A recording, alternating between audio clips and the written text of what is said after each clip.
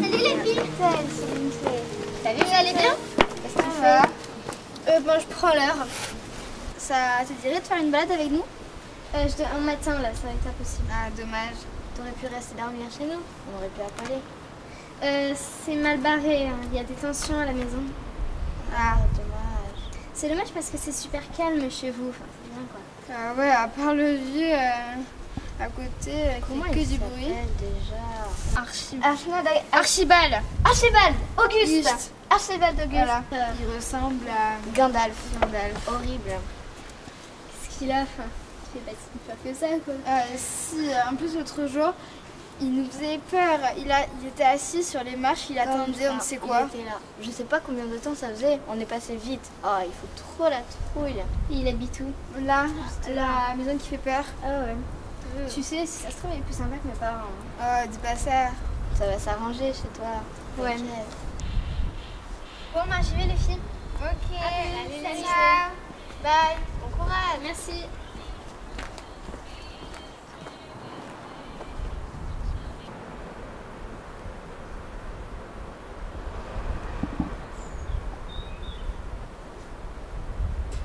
Ah, saperlipopette! J'arriverai donc jamais à finir ce bougre de Dieu de livre! Pas la barbe de mes souliers! 80 heures de travail pour rien! Bah voyons! 99 ans! Du travail! Et rien!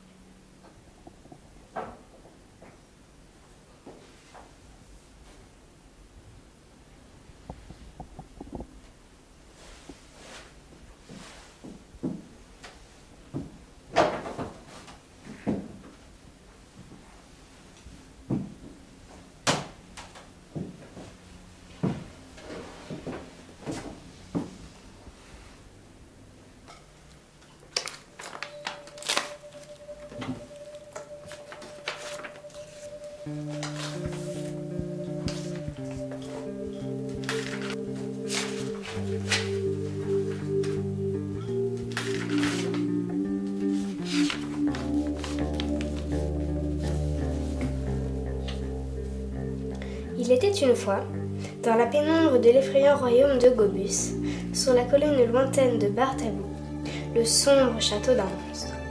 Son impressionnante tour dominait toute la plaine. Nul ne vit la menace se profiler dans l'ombre de ce pays sans arrêt.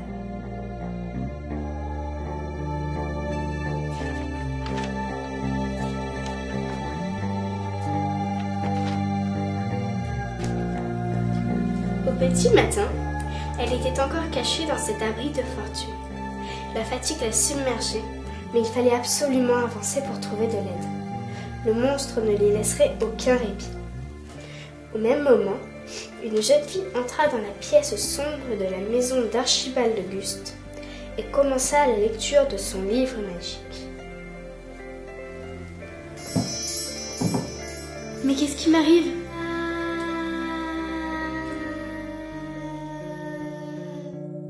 Où suis-je ? Lindsay arriva dans une forêt de mots et de lettres.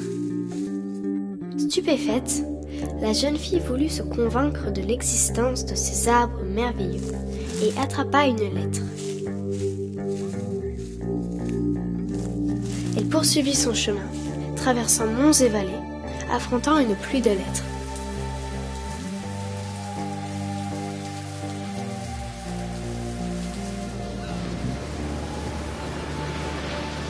Elle plongea dans un océan de mots, ballottée par les flots de lettres, bravant ouragans et tempêtes. Quand elle fut sur la terre ferme, un bruit de tonnerre se fit entendre, énorme, faisant trembler tout le royaume de Gobus. Sursautant, elle découvrit une jeune fille aux cheveux de paille sortant d'une cachette. « Qui es-tu ?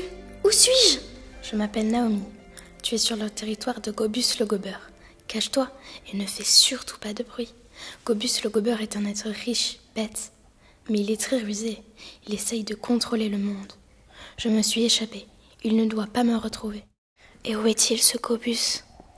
Inutile d'essayer de le savoir. Il est partout. Il mange les enfants parce qu'il aime la chair tendre. Il enferme les femmes et il fait travailler les hommes en esclaves dans une mine. Lindsay se rendit compte rapidement que Naomi n'avait aucune chance de survivre et elle lui proposa son aide. Elles imaginèrent 1001 façons de supprimer le monstre et choisirent l'empoisonnement pour le neutraliser. Vieille porte, je devrais peut-être... Moi j'en ai marre. Vieille maison, vieille porte, vieille... Même moi je suis vieux. Oh, ça c'était pas nouveau. Bon alors, qu'est-ce qui pourrait se passer?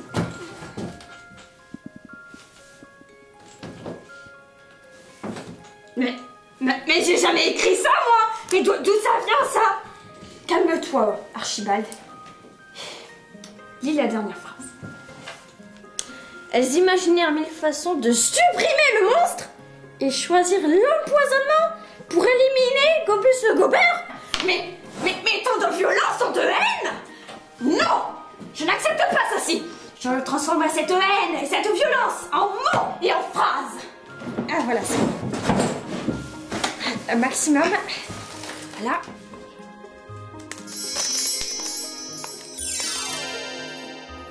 Oui.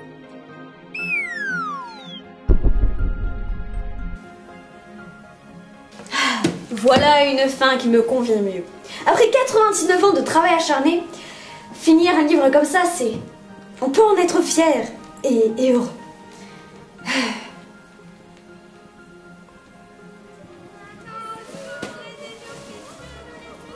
Ah oui, et je dois sortir Lindsay de ce livre. Mais comment pourrais-je m'y prendre? Bon, faisons le classique. Merci, monsieur. Oui, mais c'est à moi de te remercier. Car grâce à ton travail que tu as effectué dans le monde que j'ai créé, j'ai enfin pu terminer ce livre depuis si longtemps commencé. Je ne sais trouver les mots pour t'exprimer ma gratitude. Mais toujours est-il que je vais enfin pouvoir me consacrer entièrement à ce tome 2. Merci.